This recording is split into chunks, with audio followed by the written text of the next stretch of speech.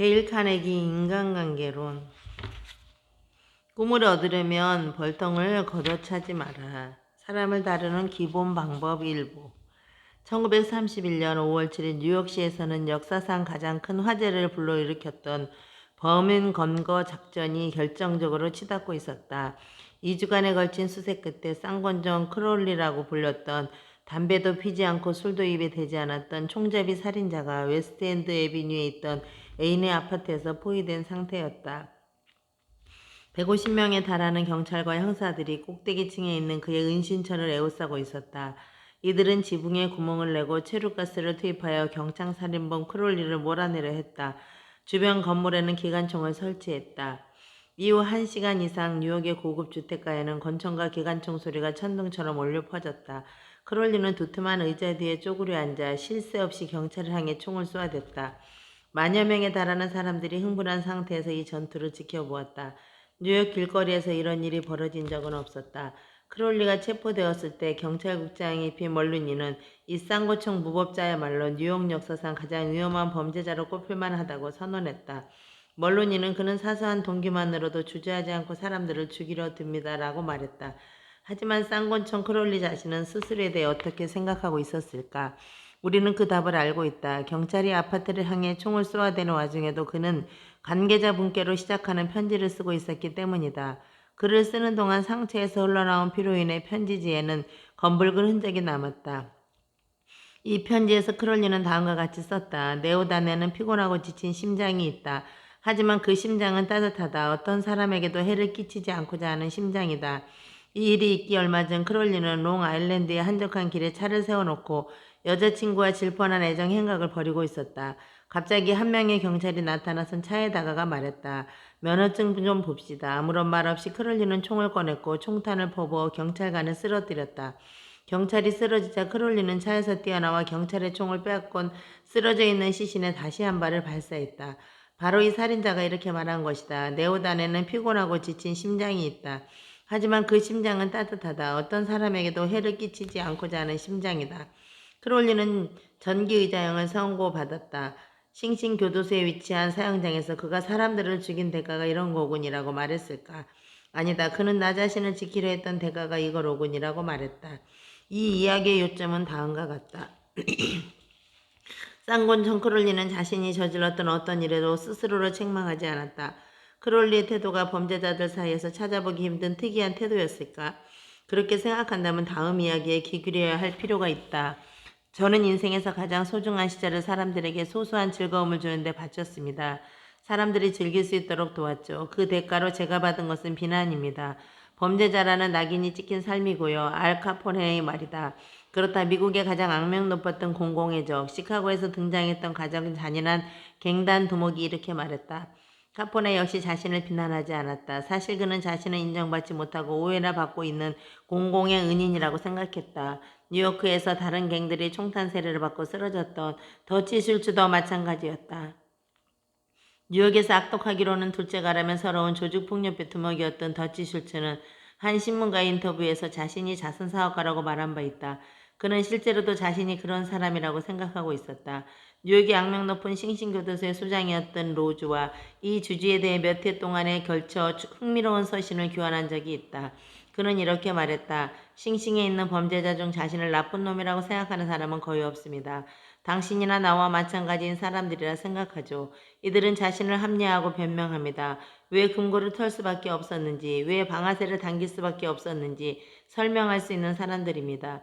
이들 대부분은 때론 오리투성이고 때론 합리적인 나름의 논리를 동원해서 자신들의 반사회적 행동에 대해 설명하고 심지어 스스로에게도 그 행위의 정당성을 납득시키려 합니다. 결론은 그들이 감옥에 갇히지 않았어야 했다는 주장으로 기결됩니다. 알카포네, 쌍권총, 크롤리, 더치 슐츠 그리고 감옥에 갇혀있는 뉘우치지 않는 사람들 모두가 자신이 저지른 어떤 일에 대해서도 전혀 자책하지 않고 있다면 당신이나 내가 만나는 사람들은 어떨까? 자신의 이름을 딴 백화점을 세웠던 존 워너메이커는 이렇게 고백한 적이 있다. 나는 이미 30년 전에 남을 꾸짖는 게 얼마나 어리석은지 깨달았다. 내가 가진 한계를 극복하려 애쓰느라 하느님이 지능이라는 선물을 공평하게 나누어 주지 않으셨다는 사실에 대해 투덜거릴 시간 따위는 없었다. 워너메이커는 일찍이 이 교훈을 익혔다. 하지만 나는 이 세상에서 30년도 넘게 실컷 허물을 켠 다음에야 비로소 사람들은 아무리 잘못을 저지르더라도 그 어떤 일에 대해서도 자신을 비판하지 않는다는 생각을 어렴풋이나마 떠올릴 수 있었다. 비난은 아무런 쓸모가 없다. 사람들을 방어적으로 만들고 스스로를 정당하도록 만들기 때문이다. 비난은 위험하다. 사람들이 소중히 여기는 자부심에 상처를 입히고 자존감을 훼손하며 적개심을 불러일으키기 때문이다. 독일군은 어떤 일이 일어난 후 즉시 그에 대한 소송을 제기하거나 비난을 하도록 허용하진 않는다. 억울한 일을 당한 병사는 우선 다음 날까지 기다리며 마음을 가라앉힐 기회를 갖는다. 만일 즉시 소송을 제기한다면 오히려 처벌을 받는다. 시민사회에도 그와 같은 법이 있어야 한다고 믿는다. 푸념을 늘어놓는 부모, 잔소리하는 아내, 꾸짖는 걸 즐기는 고용주, 그리고 모든 일에 대해 남 탓하고 고약한 무리들을 위한 법 말이다. 비판이 아무런 바람직한 결과도 낳지 못한다는 사실을 보여주는 역사적인 사례는 수도 없이 많다. 시어도 루스벨트와 테프트 사이에 있었던 유명한 논쟁을 예로 들어보자. 이 논쟁은 공화당을 분열시키고 그 결과 민주당의 우드로 윌슨이 대통령이 되었다. 이 논쟁으로 인해 1차 세계대전에 대한 큼지막하게 눈에 띄는 기사들이 신문을 장식하게 되었고 미국이 참전하면서 역사의 흐름이 바뀌었다. 빠르게 사실들을 검토해보자. 1908년 루스벨트는 테프트를 차기 대통령으로 만들어 놓고 사자를 잡겠다고 아프리카로 떠났다. 미국에 돌아온 루스벨트는 보수적인 정책을 펼치는 테프트 정부에 대노했다. 그는 테프트를 보수주의자라고 비난하고 세 번째로 대통령이 되기 위해서 공화당의 후보 지명을 받으려 했다. 계획이 실패하자 그는 진보당의 불무스당을 창당해 공화당을 거의 괴멸 직전까지 몰고 갔다. 그 후 벌어진 대통령 선거에서 테프트와 공화당은 버몬트와 유타 단도주에서만 승리를 거두었다. 공화당 역사상 최악의 참배였다. 루즈벨트는 테프트를 비난했다. 하지만 테프트가 그 비난을 받아들였을까? 물론 아니다. 눈물이 그릉그릉한 채 테프트는 말했다. 나는 그 이상 잘할 수 없었다. 누가 비난을 받아야 하는가? 루즈벨트, 테프트, 솔직히 모르겠다. 관심도 없다. 내가 지적하고자 하는 요점은 아무리 루스벨트가 온갖 비난을 퍼부어대더라도 테프트로 하여금 자신의 잘못을 인정하게 만들 수 없었다는 사실이다. 루스벨트의 비난은 오히려 테프트로 하여금 자신을 정당화하게 만드는 원치 않았던 효과만 낳았고 그가 눈물이 그렁그렁한 눈으로 나는 그 이상 잘할 수 없었다라는 말을 반복하게 만들었을 따름이다. 티포트 톰 유전 스캔들의 예를 보자. 이 스캔들은 1920년대 초반 미국의 언론을 분노하게 했고 나라 전체를 발칵 뒤집어 놓았다. 이 사건은 미국의 공공부문에서 벌어진 전례가 없었던 사건으로 사람들의 기억에 남아있다. 다음은 있는 그대로의 전말이다. 하딩 내각의 내무장관이었던 엘버트 비 폴은 엘크힐과 티포트 돔에 있는 정부 관할 유전을 임대할 권한을 갖게 되었다. 이 유전은 나중에 미 해군이 사용할 수 있도록 개발하지 않고 놓아두었던 것이다. 폴 장관이 경쟁 입찰을 유도했을까? 물론 아니다. 그는 이 입맛이 저절로 다쳐질 만한 계약을 바로 자신의 친구인 에드워드 아이 도헤니에게 넘겨주었다. 도헤니는 그 대가로 무엇을 해주었을까? 그는 폴 장관에게 대출이라는 이름으로 10만 달러를 주었다. 그 폴 장관은 고압적인 태도로 미 해병대에 명령을 내려 엘크힐 주변에서 석유를 채취하는 유정을 가지고 있는 경쟁자들을 몰아냈다. 무력에 의해 자신의 땅에서 쫓겨난 경쟁자들은 법정으로 향했고 이에 티포트 돔 스캔들의 뚜껑이 열렸다. 이 스캔들에게 나는 악취는 너무도 심해서 하딩 행정부를 마비시켰고 모든 국민들의 눈살을 찌푸리게 했으며 공화당은 파산 직전까지 갔고 엘버트 비 폴은 감옥에 갇혔다. 폴은 엄청난 비난을 받았다. 공직자 중 그만큼 비난을 받았던 사람도 거의 없을 것이다. 그가 뉘우쳤을까? 절대 아니었다. 몇 년이 지나 하버트 후보가 대중연설에서 하딩 대통령은 친구가 자신을 배신한 데서 온 심적인 갈등과 괴로움 때문에 사망에 이르렀다고 말한 적이 있다. 폴의 아내는 이 말을 듣고 자리에서 벌떡 일어나 울기 시작했다. 그녀는 자신의 발자를 탓하며 소리쳤다. 뭐라고? 폴이 하딩을 배신했다고? 아니야, 내 남편은 그 누구도 배신하지 않았어. 집엔 금이 가득한데 왜 내 남편이 잘못된 일에 유혹을 받겠어. 배신당한 건 내 남편이고 잔인하게 죽임을 당하고 십자가에 못 박힌 것도 내 남편이야. 당신은 인생에 인간의 본성이 있는 그대로 드러난 예를 보고 있다. 잘못을 저지른 사람은 자신이 아닌 다른 모든 사람들을 비난한다. 우리 모두가 그렇다. 그러니 당신이나 내가 당장 내일이라도 다른 어떤 사람을 비난하고픈 마음이 든다면 카포네, 쌍권청, 크롤리, 엘버트 폴을 기억하도록 하자.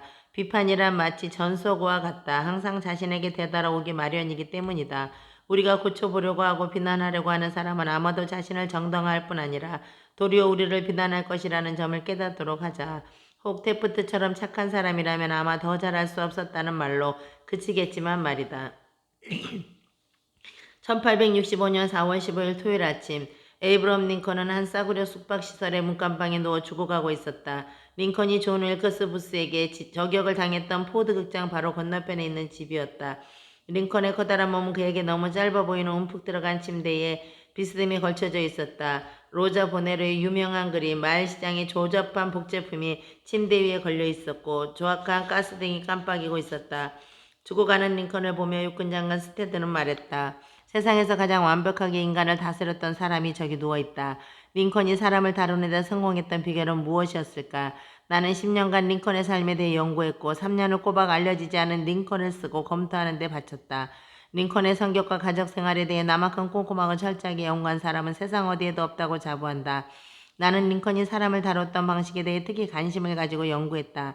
링컨은 타인에 대해 비판을 좋아했을까? 물론이다. 젊은 시절 인디애나주 피전 크리벨리에 살 때 그는 비판은 물론이고 다른 사람들을 조롱하는 편지나 시를 써서 그 사람들이 발견할 만한 곳에다 떨어뜨려 놓곤 했다. 이 편지 중 하나가 링컨이 평생 잊지 못할 적개심을 불러일으켰다.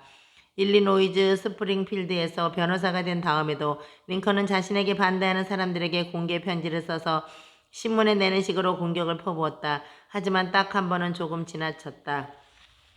1842년 가을 그는 제임스 실스라는 허영으로 가득 차고 호전적인 아일랜드 출신 정치인을 조롱했다. 링컨은 스프링필드 저널에 익명 편지를 기고해 그를 비우시면 놀렸다. 마을 사람 모두가 폭설을 터뜨렸다. 예민하고 자존심 강한 사람이었던 실스는 분노로 끌어올랐다. 그가 누가 편지를 썼는지 알아내자마자 말에 올라타 링컨을 찾아 출발했다. 그리고 링컨에게 결투를 신청했다. 링컨은 싸우고 싶지 않았다. 그는 결투 자체를 반대하는 사람이었지만 결투를 하지 않고 명예를 지킬 수 있는 방법이란 없었다. 다행히 그에게는 무기 선택권이 있었다. 링컨은 팔이 긴 사람이었기 때문에 과거의 기사들이 쓰던 날이 넓은 칼을 택하고 미국 육군사관학교 졸업생에게 칼싸움을 배웠다. 정해진 날이 되자 링컨과 실스는 미시시피강 모래톱에서 서로를 맞이했다. 죽기까지 싸울 작정이었지만 싸움이 벌어지기 직전에 결투에 이페인들이 끼어들어 결투를 중단시켰다. 이 사건은 링컨의 삶 전체에서 가장 충격적인 일이었다. 이 사건으로 인해 링컨은 인간관계에 대한 소중한 교훈을 얻는다. 그 이후 그는 다시는 다른 사람들을 모욕하는 편지를 쓰지 않았다. 다시는 다른 사람을 조롱하지 않았다. 그때부터 그는 어떤 일에 대해서도 다른 사람들을 절대로 비난하지 않으려 했다. 남북전쟁 중 링컨은 포토백 지구 사령관으로 새로운 장군을 여러 번 임명해야 했다. 맥클렐런, 포프, 번사이드, 후커, 미드 등등이었는데 이들 하나하나가 치명적인 실수를 저질렀고 링컨은 커다란 실망 속에서 안절부절하며 지낼 수밖에 없었다. 미국 사람 절반은 이 무능한 장군들을 격렬하게 비난했다. 하지만 링컨은 누구에게도 앙심을 품지 않고 모든 사람에게 너그러운 마음을 가지고 마음의 평정을 유지했다. 그가 좋아하는 말은 비판을 받지 아니하려거든 비판하지 말라였다. 자신의 부인과 다른 사람들이 남부 사람들에 대해 심한 말을 할 때도 링컨은 그들을 비난하지 마시오. 그들의 입장이었다면 우리도 그랬을 테니까라고 응수했다고 한다. 하지만 동시에 세상에서 다른 사람을 비판할 기회가 가장 많았던 사람이 링컨이었다. 하나의 예를 보기로 하자 1863년 7월 사흘간의 게티즈버그 전투가 벌어지고 있을 때였다. 7월 4일 밤 남북은 총사령관 리 장군이 남쪽으로 후퇴하기 시작했을 때 먹구름이 끼고 폭우가 내리기 시작했다. 리 장군이 폐주한 군대와 더불어 포토맥강에 도착했을 때 강은 이미 물이 불어 건너갈 수 없는 상태였고 승리로 의기양양했던 북군은 뒤를 거의 따라잡고 있었다. 리는 옴짝달싹할 수 없는 처지에 빠져들었다. 링컨은 상황을 제대로 파악하고 있었다. 하늘이 내린 금쪽 같은 기회였다. 리 장군이 군대를 사로잡아 전쟁을 단숨에 끝낼 기회였다. 커다란 희망으로 가슴이 벅차오른 상태에서 링컨은 미드 장군에게 전략회의 따위는 소집하지 말고 당장 리 장군을 공격하라는 명령을 내렸다. 링컨은 전보를 통해 명령을 내린 것으로도 모자라 긴급 전령을 보내 미드에게 즉시 공격하라고 주문했다. 미드 장군은 어떻게 했을까? 그는 명령받은 바와는 정반대로 행동했다. 미드 장군은 링컨의 명령을 어기며 전략회의를 소집했다. 그는 주저하고 망설였다. 그리고 전보를 통해 오만 변명을 늘어놓았다. 대놓고 공격하기를 거부한 셈이다. 마침내 비가 그치고 강물은 빠졌고 리 장군은 자신의 군대와 함께 포토맥강을 건너 도망갈 수 있었다. 링컨은 분노했다. 이게 무슨 짓이지? 링컨은 아들 로버트를 향해 소리질렀다. 제기랄 이게 뭐야. 거의 손 안에 들어왔었는데 손만 뻗으면 잡을 수 있었는데 우리 군대는 내 명령이나 행동에 따라 움직이지 않는군. 그런 상황이었다면 아무리 무능한 장군이라도 리 장군을 패배시킬 수 있었는데 내가 거기 있었더라도 그에게 이길 수 있었을 거야.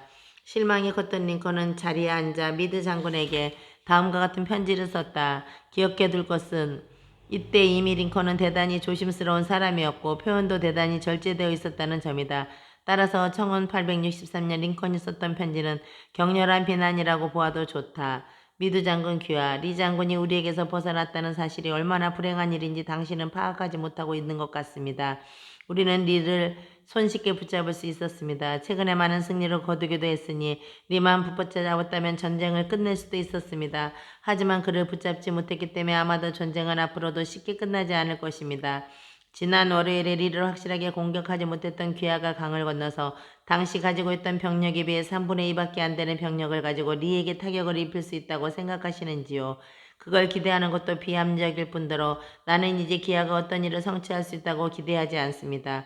당신은 저류의 기회를 놓쳤습니다. 나는 그 일 때문에 말할 수 없이 괴롭습니다. 미드가 이 편지를 읽고 어떤 반응을 보였으리라고 추측하는가? 미드는 이 편지를 보지 못했다. 링컨이 편지를 보내지 않았기 때문이다. 이 편지는 링컨이 죽고 난 후 서류들 사이에서 발견되었다. 내 생각에는 그저 추측일 뿐이지만 이 편지를 쓰고 난 다음 링컨은 창밖을 보며 이렇게 중얼거렸을 것이다. 잠깐 너무 성급하게 굴어선 안 돼. 이 조용한 백악관에 앉아서 미드에게 공격 명령을 내리기란 쉬운 일이지. 하지만 내가 게티즈버그에 있었다면 어땠을까? 미드처럼 지난주 동안 그렇게 많은 피를 보고 부상당하고 죽어가는 사람들의 신음과 울부짖는 소리에 귀가 먹먹했다면 아마도 나도 그렇게 공격하고픈 마음이 안 생겼을지도 몰라. 내가 미드처럼 소심한 성경이었다면 아마 나도 미드와 똑같이 처신했을 거야. 어쨌든 이미 지난 일이야. 편지를 보내면 내 기분은 좀 나아지겠지만 미드는 자신을 정당하려고 애쓰게 될 거야. 편지로 인해 그는 나를 비난하겠지. 편지는 언짢은 감정만 불러일으킬 것이고 미드는 지휘관으로서 볼장 다본 사람이 될 테고 그러면 그는 전역하게 될 수도 있어. 그래서 이미 앞서 말했던 것처럼 링컨은 편지를 한쪽에 치워놓았을 것이다. 자신의 쓰디쓴 경험을 통해 아무리 날카롭고 비난하고 질책을 해보았자 바람직한 결과는 생겨나지 않는다는 사실을 알고 있었기 때문이다. 시어도어 루스벨트는 대통령 재임 중 복잡한 문제에 직면할 때마다 뒤로 기대어 앉아 백악관 집무실 책상 위에 걸려있던 커다란 링컨 초상화를 올려다보며 다음과 같이 자문하곤 했다고 말했다. 링컨이 내 입장이었다면 어땠을까? 링컨이라면 이 문제를 어떻게 풀었을까? 누군가를 훈계하고픈 생각이 들 때마다 주머니에서 5달러 지폐를 꺼내도록 하자. 지폐에서 링컨의 얼굴을 보며 자문해 보는 거다. 만일 링컨이었다면 이 문제를 어떻게 다루었을까? 바꾸고 싶고 통제하고 싶고 개선시키고 싶은 사람이 있는가? 좋은 일이다. 괜찮다. 정말 찬송하고 싶다. 하지만 먼저 자신부터 그렇게 만들어 보는 게 어떨까? 순전히 이기적인 관점에서 보아도 자신을 바꾸는 것이 다른 사람을 고치려고 애쓰는 것보다 훨씬 더 유익하다. 그렇다 게다가 훨씬 덜 위험하다. 시인 로버트 브라우닝은 말했다. 먼저 자신과 싸우는 사람이 가치 있는 사람이 된다. 자신을 완벽한 사람으로 만들려면 지금부터 시작하더라도 크리스마스까지는 시간이 걸릴 것이다. 그러면 크리스마스 휴가는 편하게 쉬고 새해부터는 다른 사람을 비난하고 마음대로 할 수도 있을 것이다. 하지만 일단 당신이 먼저 완벽한 사람이 되어야 한다. 내 집 문 앞이 더러운데 이웃의 주방에 쌓인 눈에 대해서 불평하지 말아라는 공자는 말했다. 젊은 시절 다른 사람들에게 깊은 인상을 남기고 싶어 한달일 때 나는 리처드 헤딩 데이비스에게 정말 바보 같은 편지를 쓴 적이 있다. 데이비스는 한때 미국 문학계에서 혜성같이 떠오르던 인물이었다. 당시 몇몇 작가들과 관련하여 한 잡지에 게재할 기사를 준비하고 있었다. 나는 데이비스에게 작업 방식에 대해 물었다. 그런데 그 편지를 쓰기 바로 몇 주 전에 나는 누군가에게 편지를 받았는데 그 편지 아래에는 다음과 같은 글이 쓰여 있었다. 구슬을 받아 적은 글이고 교정은 보지 않았음. 나는 감명을 받았다. 이 글을 쓴 사람은 대단한 거물이고 바쁜 사람이고 중요한 사람임에 틀림없다는 생각이 들었다. 나는 조금도 바쁘지 않았지만 리처드 헤딩 데이비스에게 그런 인상을 남기고 싶었다. 그래서 짧은 글 뒤에 똑같은 말을 붙여보냈다. 구슬을 받아 적은 글이고 교정은 보지 않았음. 데이비스는 시간을 내어 답장을 쓰는 수고를 하지 않았다. 그는 그저 내 편지의 맨 아래에 다음과 같이 휘갈겨 써서 돌려보냈다.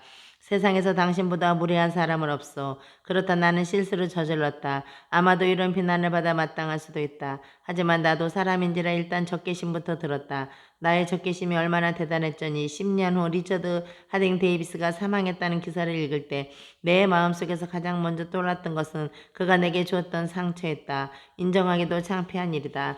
앞으로도 몇십 년은 지속되고 아마도 죽을 때까지 남아있을 적개심을 굳이 다른 사람에게 불러일으키고 싶다면 약간의 신랄한 비판을 즐겨보는 것도 좋겠다. 하지만 아무리 우리가 정당한 비판이라고 생각하더라도 결과는 같다. 사람들과 관계를 맺을 때는 사람이 논리적인 동물이 아니라는 점을 명심해야 한다. 우리는 편견으로 가득 차고 자부심과 허영으로 움직이는 감정적인 동물을 다루고 있는 것이다. 그리고 비판은 위험한 불꽃을 튀게 만든다. 이 불꽃은 자부심이라는 화약을 폭발하게 만들고 그 폭발은 때로 죽음을 앞당기기도 한다. 예를 들어 레너드 우드 장군은 질책을 받고 프랑스로의 출정을 허가받지 못했는데 자존심에 상처가 난 나머지 얼마 못 가 죽었다. 토마스 하디는 영문학을 풍성하게 만들어준 최고의 소설가 중 한 명이다. 그런 하디조차 심각한 비판을 받고는 펜을 영원히 꺾어버렸다. 영국의 시인 토머스 제터턴은 비난을 견디지 못하고 자살했다. 벤저민 프랭클린은 어렸을 때는 눈치도 없고 요롱부득인 사람이었지만 나중에는 사람들을 잘 사귀고 인간관계의 재주를 보이며 프랑스 대사까지 역임했다. 그의 성공 비결은 무엇이었을까? 저는 누구도 험담하지 않습니다. 그는 말했다. 제가 아는 모든 사람들을 좋게 이야기합니다. 바보라도 비판하고 비난하고 불평하는 정도는 할 수 있다. 사실 대부분의 바보들은 비판하고 비난하고 불평을 늘어놓는다. 하지만 인품이 훌륭하고 자제력이 있는 사람들은 다른 사람들을 이해하고 용서한다. 칼라일은 말한 바 있다. 보잘것없는 사람들을 다루는 방식을 보면 그 사람이 위인인지 아닌지를 알 수 있다. 사람들을 비난한 대신 이해하려고 노력해보자. 왜 그 사람들이 그런 일을 했는지 이해하려고 애써보자. 비판보다는 훨씬 더 도움이 되고 재미있을 것이다. 그러다 보면 공감, 간영, 친절도 몸에 배게 된다. 모든 것을 알게 되면 모든 것을 용서하게 된다. 영국의 대문호 세뮤얼 존스는 다음과 같이 말한 적이 있다. 하나님도 심판의 날이 오기 전까지는 인간을 심판하지 않으시겠다고 하셨다. 그런데 당신과 내가 감히 그래서야 되겠는가?